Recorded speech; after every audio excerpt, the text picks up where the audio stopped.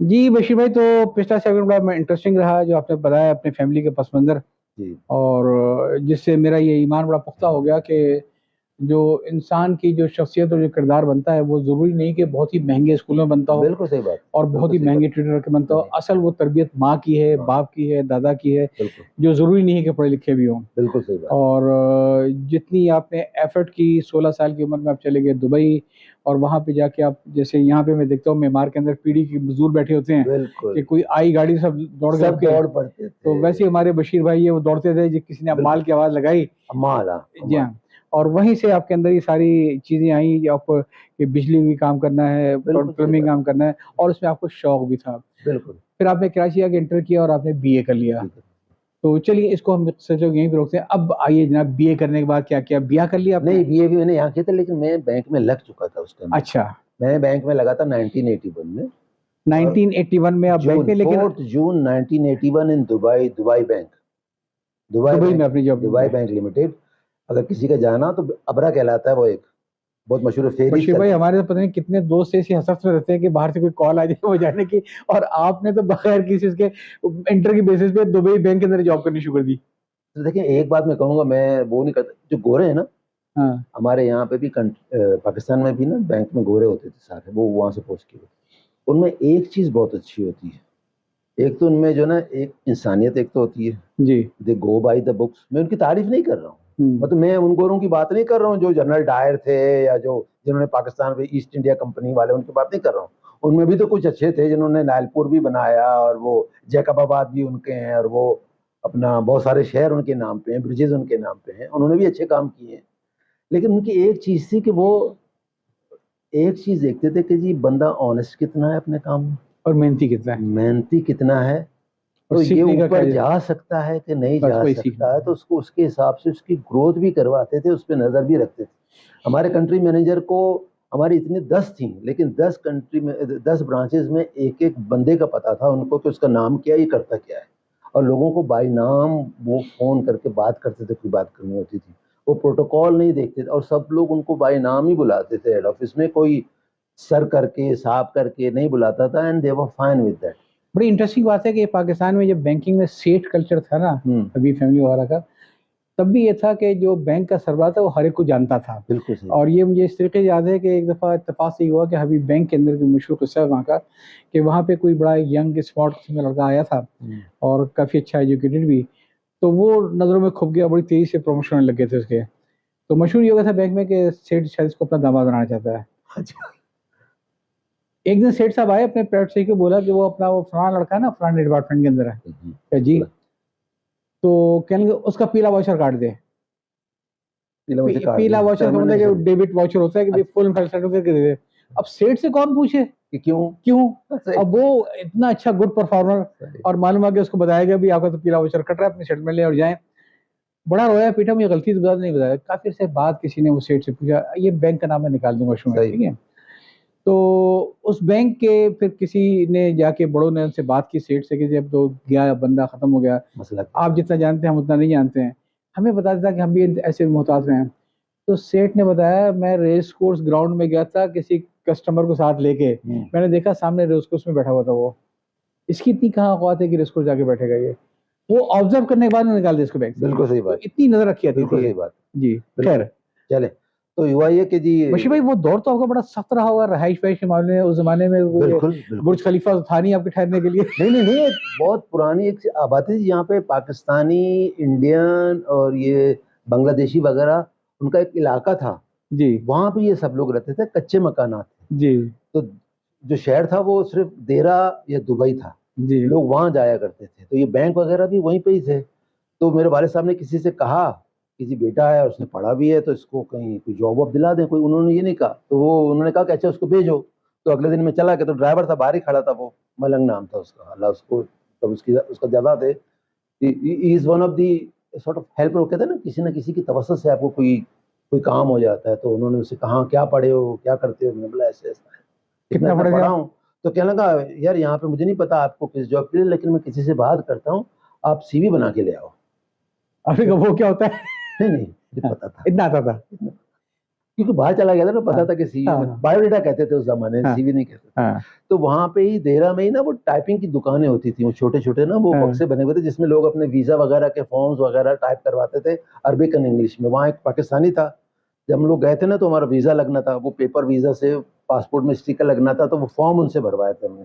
कोई साथ ले गया था कि इससे भरवा लो, ये पाकिस्तानी है, ये सही से भर देता है। तो उसके पास गया, मैंने बोला बायोडाटा बनवाना है, तो उससे कहते बैठ जाओ।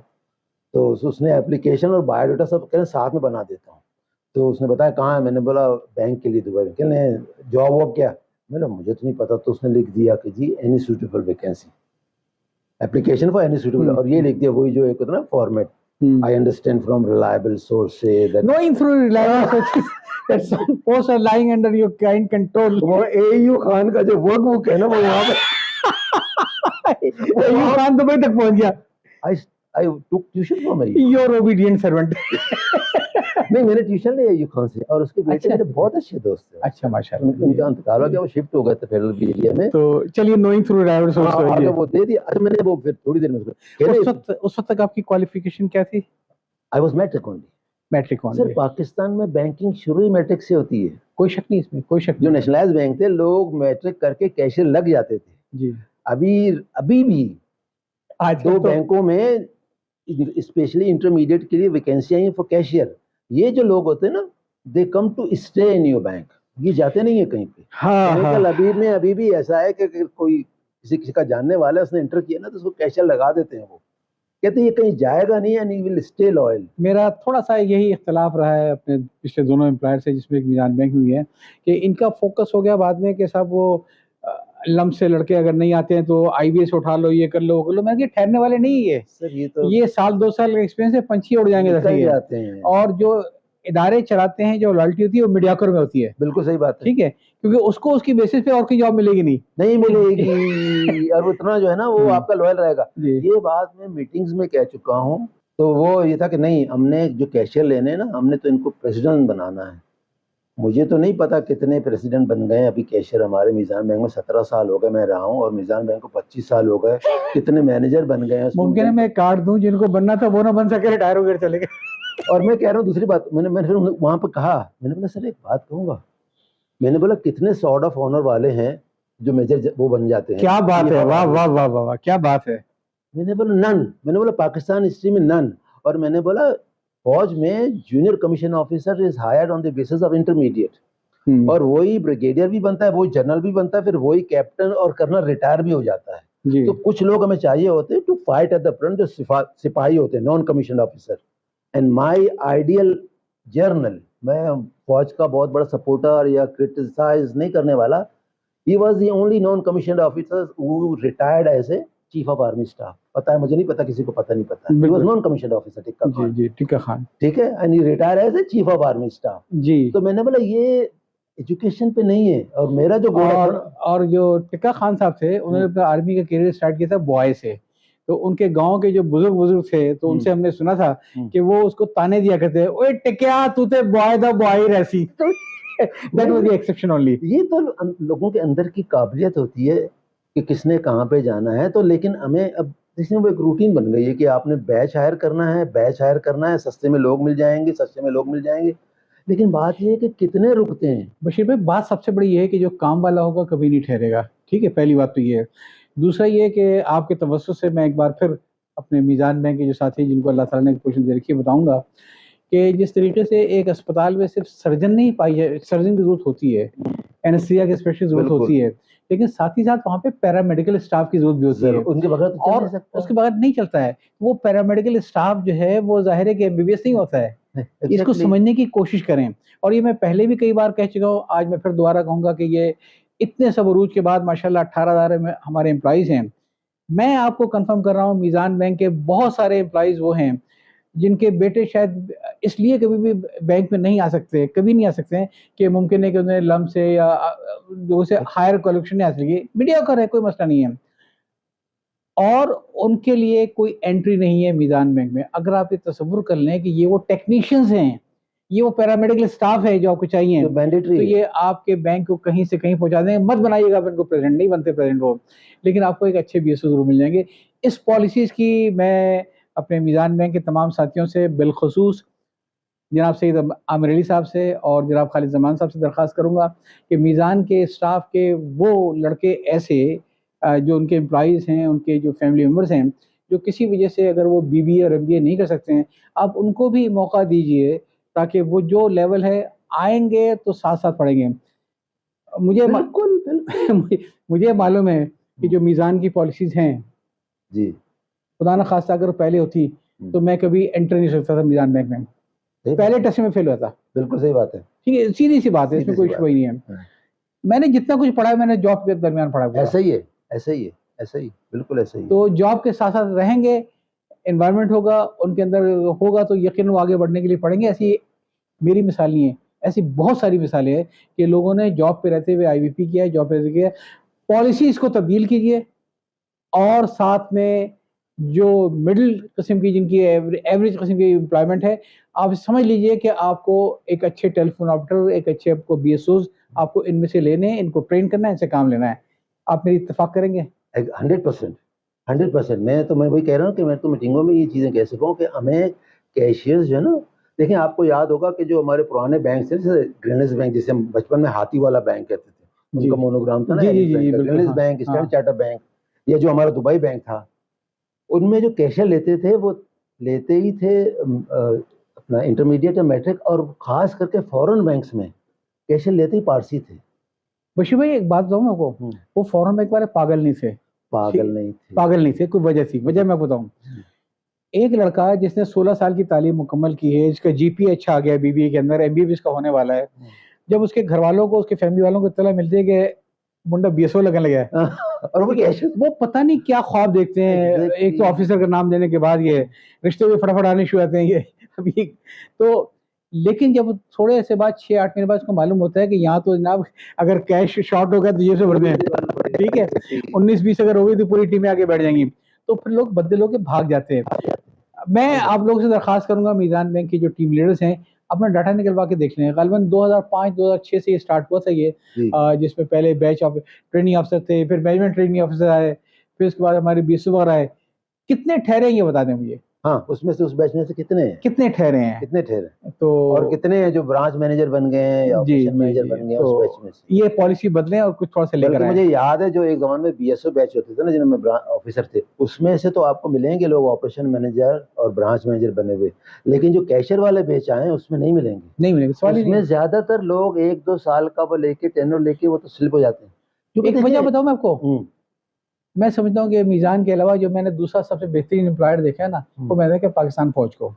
आप जी जो भी नाम दे ले, मेरे से लाख के खिलाफ, बिल्कुल, लेकिन वो हायरिंग में बड़े कड़े होते हैं, रूल रेगुलेशन बड़ा फॉलो करते हैं, एलिवेशन जैसे करते हैं। लेकिन जो आपने भी मिसाल दी है कि फौज में ऐसा मुमकिन नहीं है कोई आदमी नायब सूबेदार आ जाए और वो आगे जाके जो कभी कैप्टन बन जाए, कभी मेजर बन जाए, सही बात है, उसकी अपनी एक मंजिल है। उसकी तो अपनी मंजिल है, हर काम के लिए आपको उसके लोग चाहिए। उसके लोग हाँ, चाहिए, उसमें आप बेहतरीन उठा लें, बिल्कुल उसमें सही आप बात है। बेहतरीन उठा लें, उसमें कोई कम्प्रोमाइज नहीं करें। मैं वही तो कह रहा हूँ, जो गोरों का था ना कि वो तो देखते थे क्लिक कर रहा है ना बंदा, ये काम में इंटरेस्ट ले रहा है बोला तो उसको चांस देते थे कि ये ऊपर आया, उसमें ये फिर नहीं देखते थे कि इसकी यार नहीं, इसकी तो एजुकेशन, उसने देखे जो काम कर रहा है उसमें तो वो माहिर हो गया ना। आपके लिए बड़ी आसानी हो जाएगी, आप उसको जो ऑब्जर्व कर रहे होंगे कि अब वो कैसे अपनी पढ़ाई इंप्रूव कर रहा है, कैसे आईबीपी के इम्तिहान दे रहा है, तो फिर आपको खुद पिक करेंगे, हाँ इसको ऊपर लेके जाना है।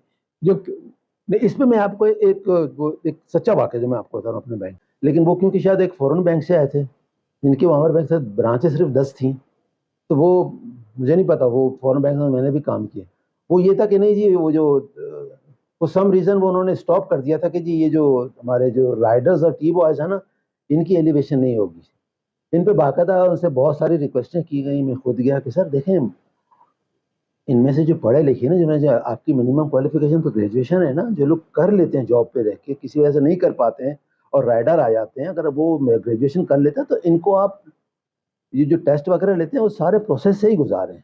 बस मेरी एक रिक्वेस्ट है कि जी इनके एक तो जो मार्क्स है ना उसमें थोड़ा सा इनको कंसेशन दें, अगर वो बाकी 60 वाले ले रहे हैं, 70 वाले, तो अगर ये 50 भी कर लेता है तो इसको दे दें और इसको कैशियर आप रख लें। तो नहीं मानते थे, तो हम ये क्या करते, जब हमारे इंटरव्यूज होते हैं, जब मैं जाता था तो ये वाले होते थे, तो मैं रीजन से इनको बुला लो, तो उसमें एक बंदा आया, मैं उसका नाम नहीं करूँगा, वो अभी भी शायद राइडर ही है बेचारा, तो वो आया तो मैंने बोला कि क्या पढ़ा तुमने, कहना जी मैंने ग्रेजुएशन कर ली। मैंने कब की, कह रहे हैं सर 3 साल हो गए। तो मैंने बोला फिर अप्लाई क्यों नहीं किया, बहुत बार मैंने ब्रांच मैनेजर को, रीजनल मैनेजर को, सबको कहा है, वो कहते हैं अच्छा अच्छा अच्छा, तो अभी जो है ना वो बच्ची साहब ने मुझे कहा था कि जी वो बशीर साहब ने मैंने बोला लेकिन तुम कैश कैसे, मैंने उसको वैसे ही पूछा कि क्या करते हैं कैश, मैंने देखा है तुम जैसे उन्होंने देखा। अच्छा वो उसको पता था कि मैं थोड़ा स्ट्रिक्ट इस मामले में, तो मैंने बोला फिर जाके हेल्प भी करते होगे सॉर्टिंग वोटिंग में इसमें। अच्छा उसको पता अच्छा हेल्प फैटी तो कर लग, सकते हैं हाँ, लेकिन बोला तो मारा गया, फैटी लग जाएगी, ये टक्कर मारेगा। कह रहे नहीं नहीं सर वो वैसे नहीं करते। बुशिया टक्कर मार। नहीं नहीं सर मैं वैसे ही देखता था और मुझे पता है, तो मैंने है ना मेरी आदत थी कि मैं एक दो चेक जो थे ना फोटो कॉपीज हाँ हाँ हाँ। वो उनमें अलग अलग मार्किंग करके ना कंडीशन वंडीशन डाल के ना लोगों को, जो कैशियर होते ट्रेन वाले वो भी फेल हो जाते थे तो उनको दिखाता था। बल्कि वो तो कुछ जो रीजनल मैनेजर ऐसे थे, बल्कि हेड ऑफ द डिपार्टमेंट हमारे, वो कभी बैठते थे ना कहते थे कि अच्छा हुआ कि आप नहीं थे हमारे इंटरव्यूज में। कह रहे हो मैं तो अभी भी कह रहा हूँ कि अगर मैं आपके पास बैठूंगा तो फेल हो जाऊँ। कह रहे ये वाली चीजें तो वाकई में हमें भी नहीं पता होती है जो तुम पूछते हो। तो खैर उसको मैंने दी तो बस गुड, उसने सब बताया जैसे हाँ। वो बैरियर कटा हो तो क्या होगा और ये वाली क्रॉसिंग हो तो क्या होगा। अब अगर चलें बैरियर कटा है लेकिन वो अकाउंट पेज नहीं है हाँ तो क्या और किसी करोगे, का नाम लिखा है और वो बंदा नहीं आया कोई और आ गया पीछे, वो फिर क्या करेगा कि वो उसको मालूम उसने था। उसको संभालना। अच्छा फिर एक हमारे पास ये भी है कि जी जो क्या कहते हैं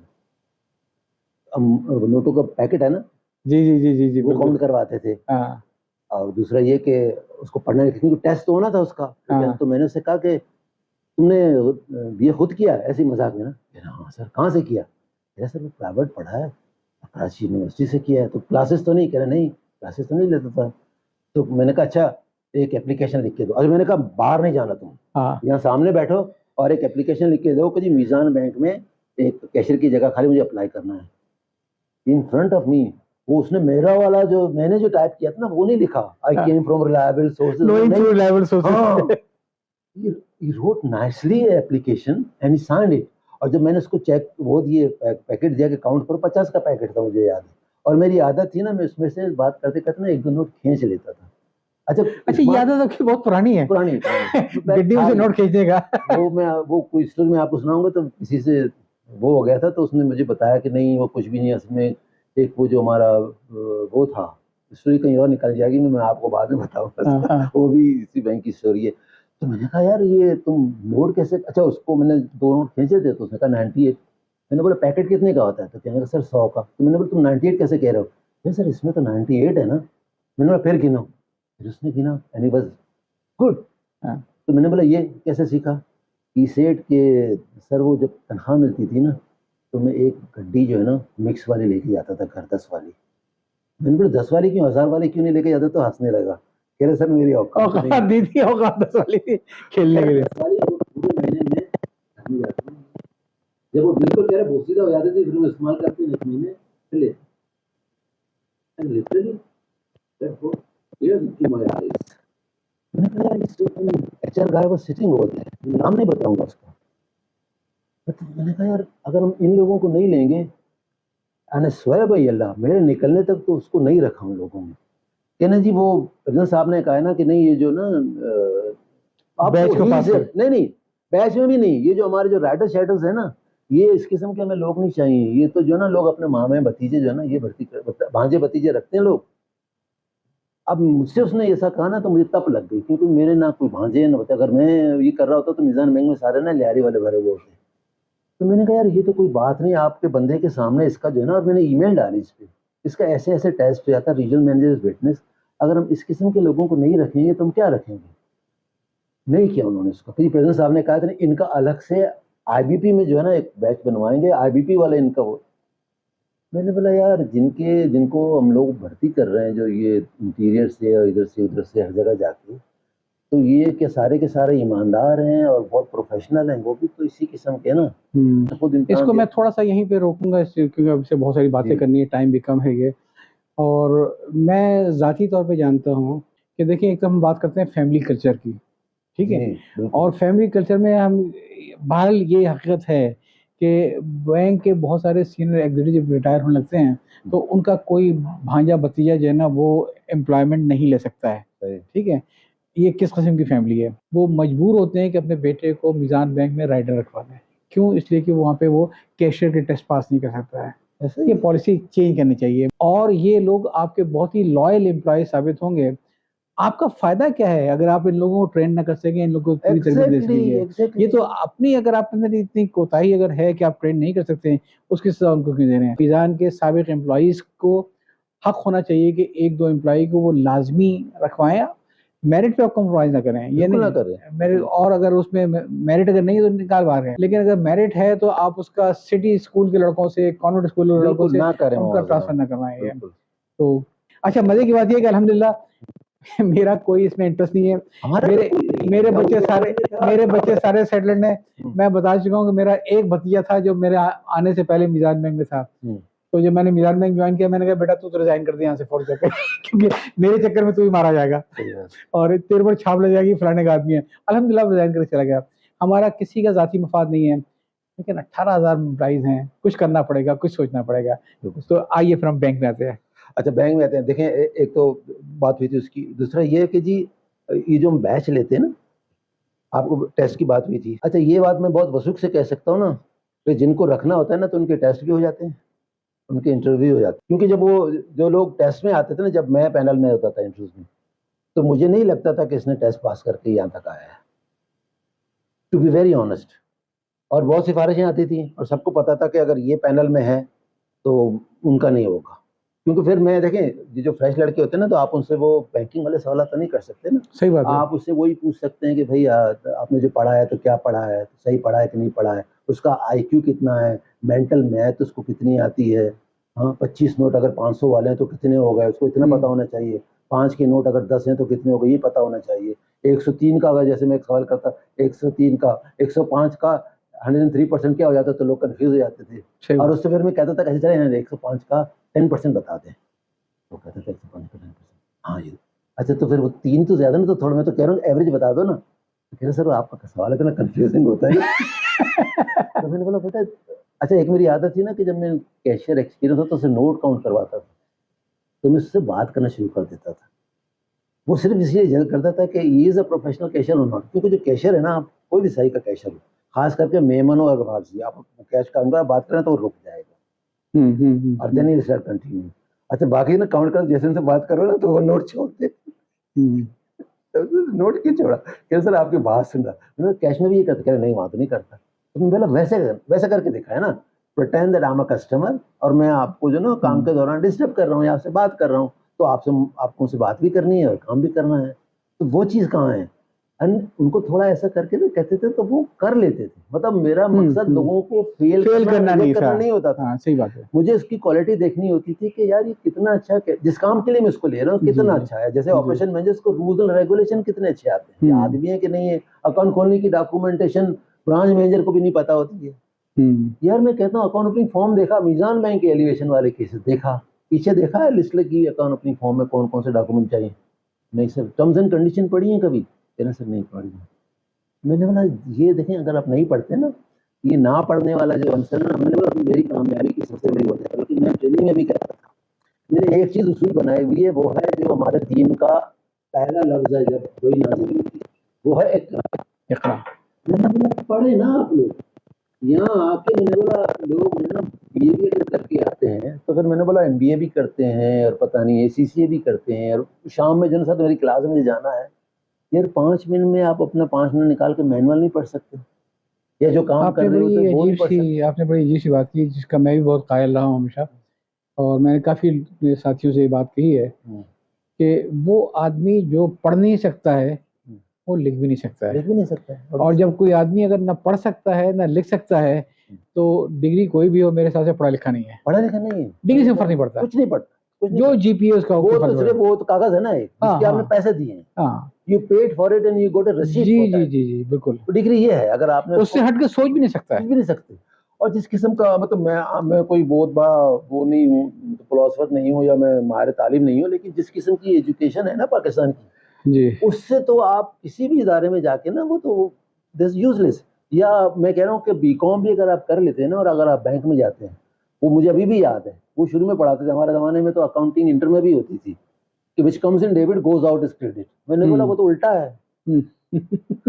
which comes in debit, मैंने बोला बैंकिंग में तो ये उल्टा है, debit what comes in credit what goes out. तो मैंने बोला यार ये तो जो पढ़ा रहे हैं ना वो भी एक सोच के साथ नहीं पढ़ा रहे हैं कि वो किस जी। लेवल का है, ये टेबल के उस तरफ वाली एंट्री है कि टेबल के इस तरफ वाली एंट्री है, तो लोगों को ये नहीं पता होता। तो वो तो मैं कह रहा हूँ कि वो तो क्वालिफिकेशन नहीं, वो जो कुछ भी आपने पढ़ना है, जैसे फौज की मिसाल देता हूँ, वो इंटर के बाद इसलिए लेते हैं कि उसके बाद को उसको वो वाली तालीम देनी होती है जो उसे काम लेना होता है। एग्जैक्टली। तो उसको वो सिखाओ ना, वो उसको हाँ, ये क्यों कह रहे हो कि एमबीए भी कर लो आपको और आदमी वो चाहिए जो कि ऑपरेशन के बाद केयरिंग करे 24 घंटे की, एग्जैक्टली जिसको पता हो कि तो वो मशीन की क्या बैंकिंग रीडिंग है। मतलब अपनी चीजें पढ़े ना, एसओपी पढ़े, जी मैनुअल जी पढ़े अपने जी। हफ्ते में। बशीर भाई बहुत अच्छी बातें चल रही हैं आपके। पहले हमने 2 ब्रांचेस को देखा सारा ये, तो अब थोड़ा मेरा ख्याल है तीसरे ब्रांच के बाद इंटरव्यू तो शुरू हो आपका, अभी तक इंटरव्यू शुरू नहीं हो सका है।